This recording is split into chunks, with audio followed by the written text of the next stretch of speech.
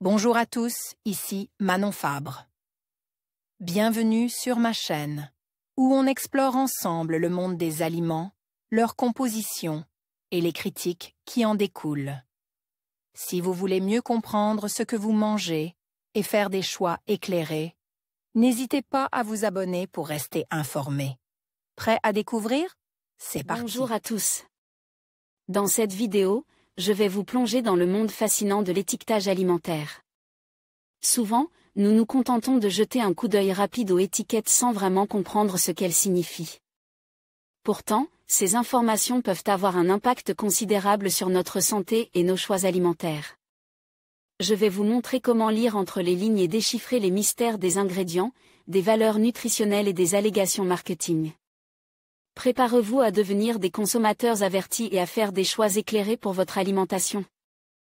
L'étiquetage est donc désormais devenu un outil d'information essentiel.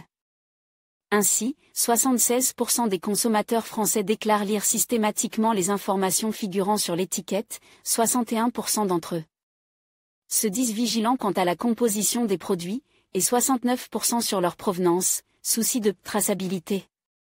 Pour le consommateur, l'étiquette représente la fiche signalétique qui lui permet de savoir ce qu'il va mettre dans son assiette. Entre information et marketing. L'étiquetage est soumis à un certain nombre d'obligations légales, mais est aussi un outil commercial. Il contient donc l'ensemble des mentions, obligatoires et optionnelles, qui figurent sur le conditionnement.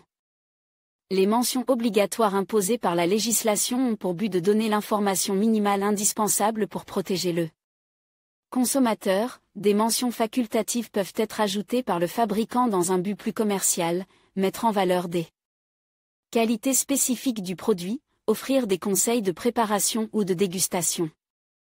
L'étiquetage figure en général sur l'étiquette ou l'emballage, mais des informations peuvent se trouver sur le fond d'une boîte de conserve apertisée, sur la capsule d'un bocal, ou sur le bouchon d'une bouteille. Sachons ouvrir l'œil.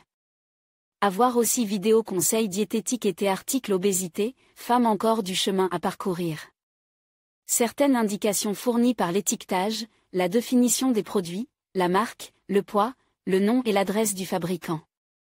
La date de péremption, la liste systématique des ingrédients par ordre de croissant. Existe depuis longtemps. D'autres mentions, les allégations nutritionnelles, la présence d'OGM ou de certains allergènes, par exemple, ont été définies plus récemment, et font parfois encore l'objet de discussions au niveau français, européen et international. Dès les années 1970, des efforts ont été entrepris pour harmoniser l'étiquetage au niveau européen. Toutefois, malgré l'adoption d'une politique communautaire de protection du consommateur et les règles du libre-échange, beaucoup reste encore à faire. De nouvelles directives sont prévues à Bruxelles sur la traçabilité des denrées, les additifs et les arômes, les allégations nutritionnelles. L'étiquetage garantissant l'absence d'OGM. En conclusion, l'étiquetage alimentaire est un outil essentiel pour faire des choix éclairés concernant notre alimentation. En apprenant à lire entre les lignes, nous pouvons mieux comprendre les ingrédients, les valeurs nutritionnelles et les allégations des produits que nous consommons.